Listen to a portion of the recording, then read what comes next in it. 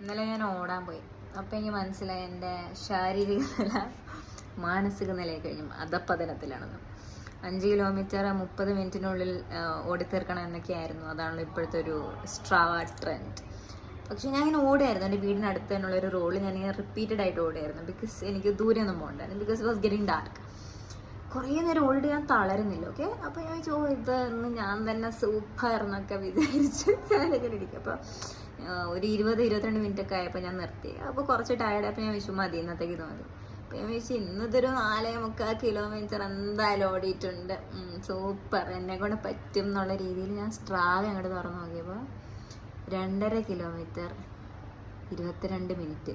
2.5 kilometre ആയിട്ടുള്ളൂ, അതും പെരും സ്ലോ പേസ്. അപ്പം ഞാൻ ഇങ്ങനെ എനിക്ക് അനുഭവിച്ചൊരു ഡിസപ്പോയിൻമെൻറ്റ് ആൻഡ് ദുഃഖമുണ്ട്. ഈ സോഷ്യൽ മീഡിയ നമ്മളെ ഇൻഫ്ലുവൻസും ചെയ്യാം, ഡിസപ്പോയിൻറ്റും ചെയ്യാം. ഞാൻ വെച്ച് പോട്ടെ, സാരില്ല, നമ്മളത് കണ്ടിന്യൂ ചെയ്യും. നമ്മൾ ജൂൺ പകുതിക്ക് കൊണ്ട് നമ്മളൊരു നല്ലൊരു സ്ഥിതിയിലെത്തിക്കണം. അതാണ് എൻ്റെ ഉദ്ദേശം.